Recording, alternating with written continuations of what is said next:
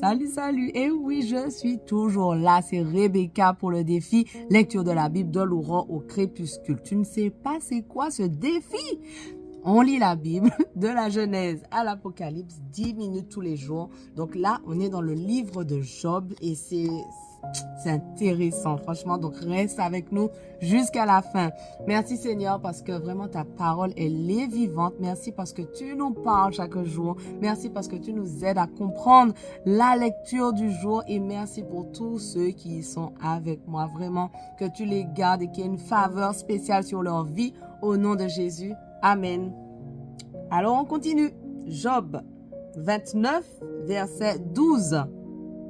Comme d'habitude, lisez un chapitre avant pour vous mettre dans le contexte. Car je sauvais le pauvre qui appelait à l'aide, ainsi que l'orphelin privé de tout secours.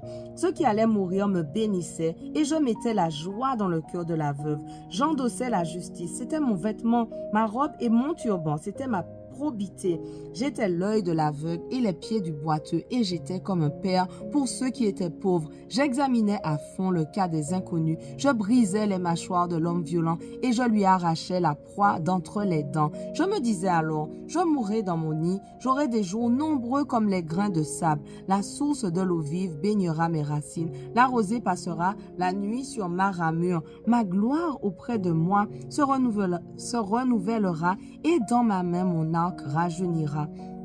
Alors on m'écoutait, attendant mon avis, et l'on faisait silence pour avoir mon conseil. Lorsque j'avais parlé, on ne discutait pas. Ma parole sur eux se répandait avec douceur, et ils comptaient sur moi comme on attend la pluie. Ils ouvraient grand la bouche comme pour recueillir les ondées du printemps. Quand je leur souriais, ils n'osaient pas y croire. On ne pouvait éteindre l'éclat de mon visage. C'est moi qui choisissais la voie qu'ils devaient suivre.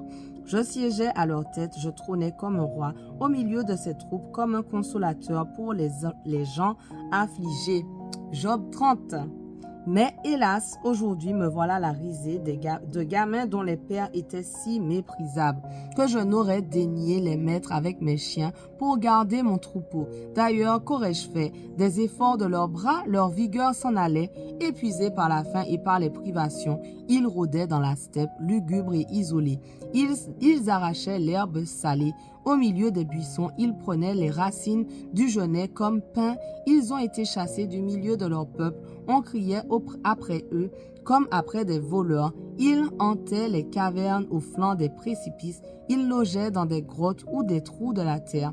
Au milieu des épines retentissaient leurs cris. Ils se couchaient à l'abri des broussailles. Ces êtres insensés et innommables ont été refoulés hors du pays. Me voici devenu l'objet de leurs chansons, celui dont tous se moquent. Ils ont horreur de moi et s'éloignent de moi, ou bien sans hésiter me crachent au visage, car il a détendu la corde de mon arc et il m'a humilié. Aussi n'ont-ils plus envers moi la moindre retenue. Ils sont nombreux à ma droite. Ils se lèvent et me font lâcher pied. Ils se feraient un accès jusqu'à moi pour me perdre. Ils coupent ma retraite, travaillant à ma ruine. Sans avoir besoin d'aide, ils arrivent sur moi par une large brèche et ils se précipitent au milieu des décombres. La terreur m'envahit, ma dignité s'évanouit comme en un coup de vent. Mon bonheur a passé, chassé comme un nuage, et maintenant ma vie s'échappe, car des jours d'affliction ont fondu sur mon être. La nuit perce mes os, je suis écartelé, et le mal qui me ronge ne prend pas de repos. Avec toute sa force, il s'agrippe à mon vêtement, comme un col, il m'en serre. Dieu m'a précipité au milieu de la fange, et je ne vaux pas mieux que poussière et que cendre. De mes cris, je t'implore et tu ne réponds pas. Je me tiens devant toi et tu ne fais rien d'autre que de me regarder. Tu as changé, tu t'es rendu cruel à mon égard. De ta main vigoureuse, tu t'acharnes sur moi. Tu m'as fait enlever sur les chevaux du vent et tu me fais tanguer au sein de l'ouragan. Je ne le sais que trop, tu me mènes à la mort au lieu de rendez-vous de tout être vivant. Mais celui qui périt, n'étend-il pas la main? Celui qui est dans le malheur, ne crie-t-il pas? Je pleurais autrefois avec ceux dont la vie est dure, et je compatissais à la peine du pauvre. J'espérais le bonheur et le malheur m'est arrivé. J'attendais la lumière et les ténèbres sont venues. Tout mon être intérieur bouillonne sans relâche. Des jours d'humiliation sont venus m'affronter. Je m'avance, l'air sombre et sans voir le soleil. Au milieu de la foule, je me dresse et je hurle. C'est comme si j'étais un frère du chacal ou un compagnon de l'autruche. Ma peau noircit sur moi, mes os sont consumés par le feu de la fièvre. Ma lyre ne sert plus que pour des airs funèbres. Ma flûte n'accompagne que le chant des pleureurs. Job 31. Pourtant, j'avais conclu un pacte avec mes yeux. Il ne devait jamais porter un regard chargé de désir sur une jeune fille, car quelle part Dieu pourrait-il me réserver d'en haut? Quel serait l'héritage que me destinerait du haut des cieux le Tout-Puissant? En effet, le malheur n'est-il pas réservé à ceux qui sont injustes et la tribulation à ceux qui font le mal? Et ne voit-il pas comment je me comporte? Ne tient-il pas le compte de tous mes faits et gestes? Ai-je vécu dans le mensonge? Mon pied s'est-il hâté pour commettre la fraude? Que Dieu me pèse sur la balance juste et il constatera mon innocence.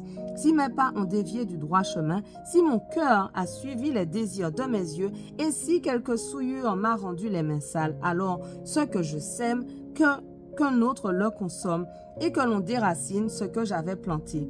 Si je me suis laissé séduire par une femme, ou si j'ai fait le guet devant la porte de mon voisin qu'alors ma femme tourne la meule pour un autre et qu'elle soit livrée au désir d'autres hommes, car c'est une infamie, un crime qui relève du tribunal des juges. C'est un feu qui dévore jusque dans l'abîme infernal et qui me priverait de tout mon revenu. Si je n'ai pas fait droit à ma servante ou à mon serviteur, quand avec moi ils avaient un litige, je ne saurais que faire quand Dieu se lèvera pour me juger. Je ne saurais que lui répondre quand il me demandera des comptes. Celui qui m'a tissé dans le sein de ma mère, ne les a-t-il pas fait eux tout autant que moi?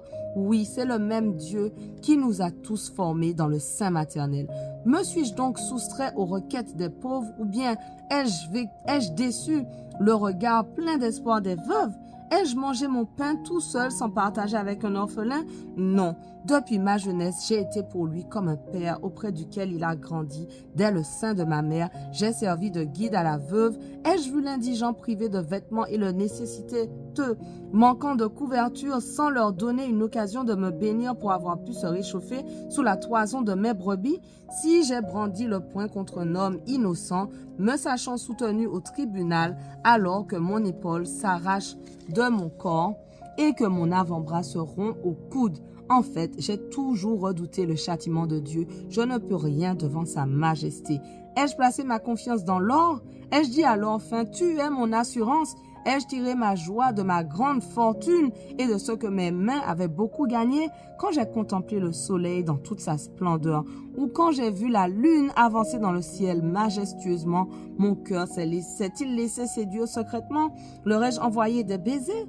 En agissant ainsi, j'aurais commis un crime passible de justice, car j'aurais été traître envers le Dieu du ciel. Ai-je trouvé plaisir à voir mon ennemi plongé dans l'infortune? Ai-je sauté de joie lorsque le malheur l'atteignait?